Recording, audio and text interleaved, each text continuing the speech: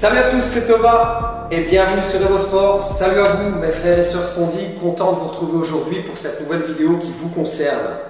Ouais, vraiment content de vous retrouver, ça faisait un petit temps que j'avais plus publié et vidéo assez intéressante qui arrive, tu t'en doutes. Donc cette vidéo va être décomposée en deux parties. Première partie, on va en parler maintenant, les causes, selon moi, les causes qui déclenchent la maladie, d'accord? C'est pas une liste complète, il y a peut-être des points à ajouter, mais voilà, on va déjà discuter aujourd'hui de 5 points importants selon moi.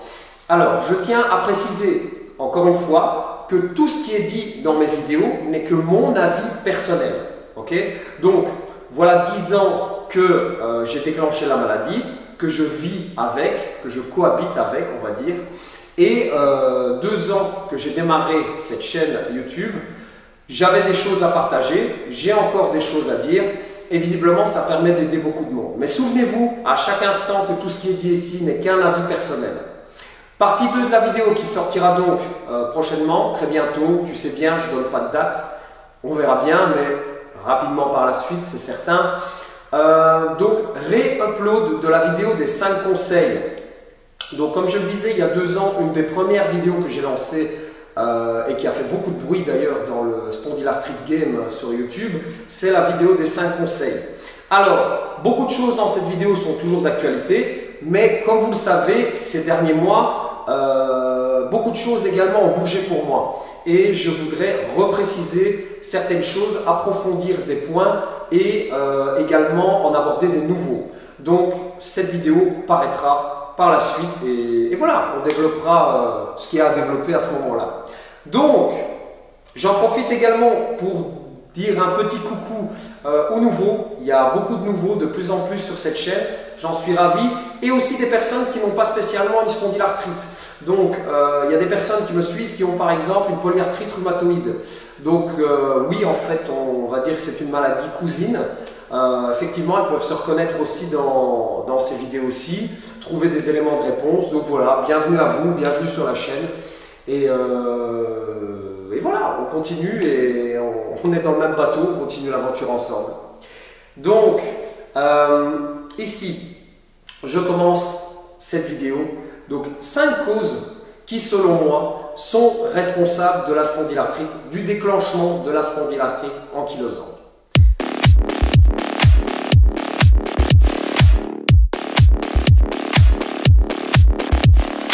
Alors, point numéro 1, et là, si tu vis depuis longtemps avec ta maladie, je ne t'apprends rien.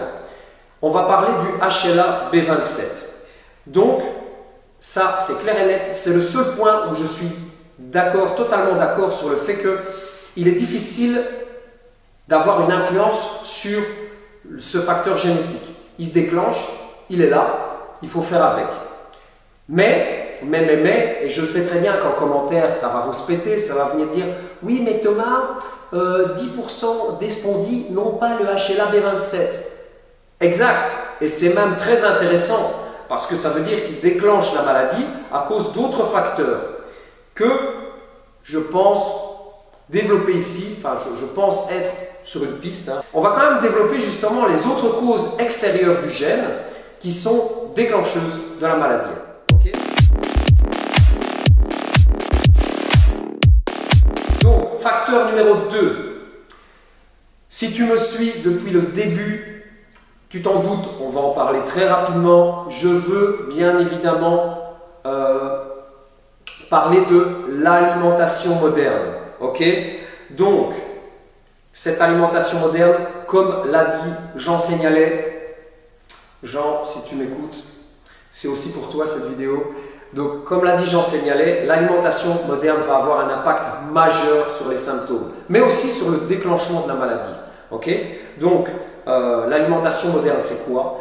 L'alimentation moderne, c'est l'hybridation des céréales pour un meilleur rendement, pour que le blé ait juste la bonne hauteur pour le moissonnage, pour que le blé résiste aux attaques d'insectes, pour que le blé ou d'autres céréales, c'est valable pour le maïs, résiste aux intempéries, oui, vu qu'il est plus bas. Enfin voilà.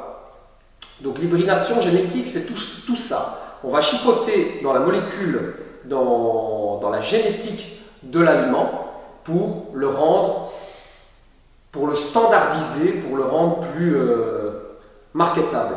Ok? Ensuite, agriculture intensive. Donc, comme tu le sais, ou comme tu t'en doutes, le problème, c'est qu'il n'y a pas que l'hybridation. C'est que, pour ne parler que l'exemple du blé, qui est vraiment la céréale, pour nous, à bannir totalement de l'alimentation, si tu dois commencer quelque part, commence par là. Donc, l'agriculture intensive, c'est l'appauvrissement des sols, c'est l'usage massif de pesticides, d'accord, à vérifier, mais il me semble que le blé va être pulvérisé entre 20 et 30 fois avant d'être récolté. C'est une catastrophe. Ok, donc voilà, il ne faut pas penser que cette alimentation, ce développement à l'extrême de la culture intensive sera sans conséquence pour la plupart des personnes, même celles qui semblent en apparence en bonne santé à l'heure actuelle.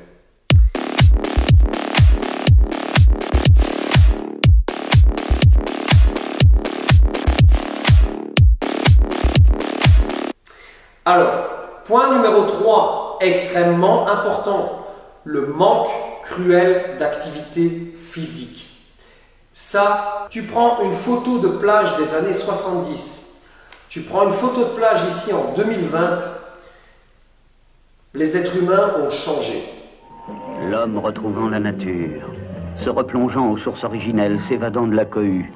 Quelle utopie ridicule. Rien ne guérira l'espèce humaine de l'instinct grégaire qui la pousse à s'agglutiner. Ici, on s'entasse comme dans le métro aux heures de pointe. Voir les plages de vacances et rêver à la place de l'opéra déserte au mois d'août.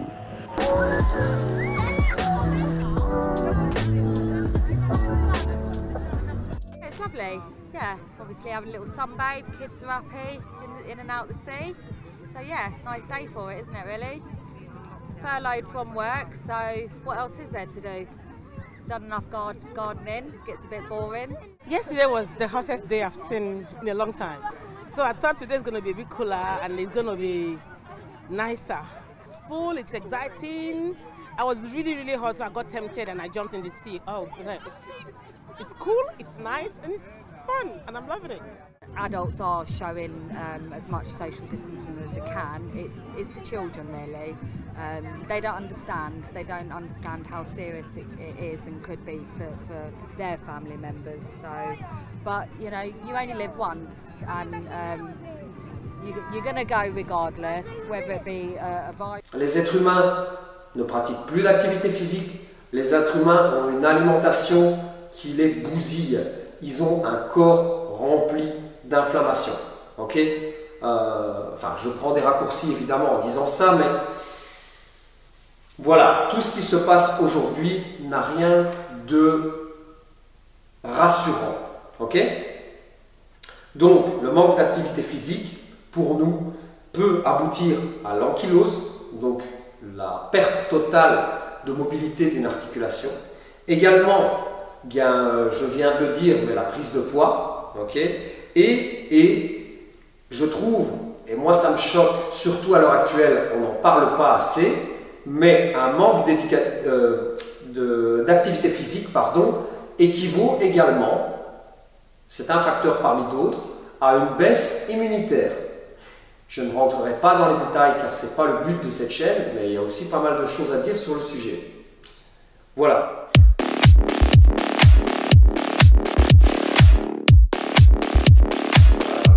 Point numéro 4, qui peut être déclencheur, et enfin je développerai après. Donc, je vais parler ici des perturbateurs endocriniens.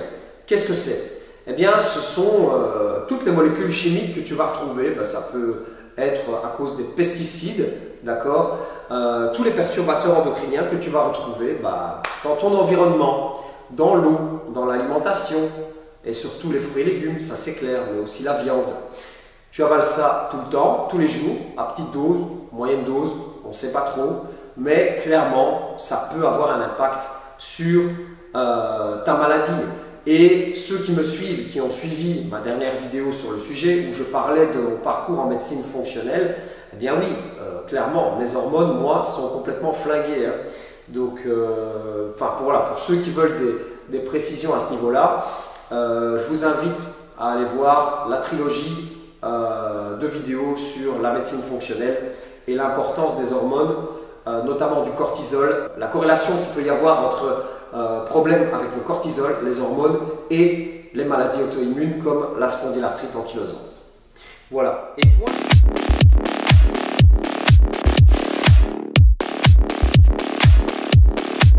Et point numéro 5, alors ça c'est un fait, on ne peut pas le nier.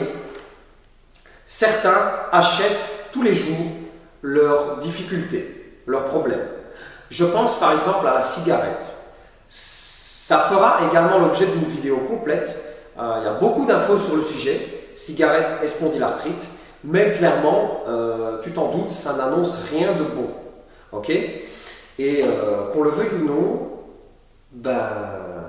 certains, par leur comportement, en toute conscience ou pas, hein, mais achètent leurs soucis de santé. Et donc c'est un facteur supplémentaire qui peut amener au déclenchement ou également à l'aggravation des symptômes de la maladie. Voilà, fin de cette première vidéo. Donc n'hésite pas à interagir en commentaire si tu as des éléments à ajouter, c'est toujours intéressant. La section commentaires est quand même pas mal lue déjà par moi, mais je vois qu'il y a du dialogue, il y a beaucoup de monde quand même qui sont curieux et qui vont lire les commentaires. Donc n'hésite pas à interagir si tu as vraiment quelque chose à ajouter, tout simplement, voilà, si tu as quelque chose à dire.